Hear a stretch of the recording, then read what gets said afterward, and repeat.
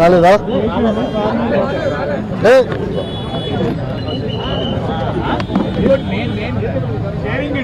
Sharing sharing is caring.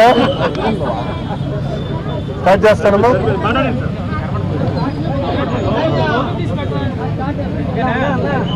Media మిత్రులందరికీ నా నమస్కారం. 2019లో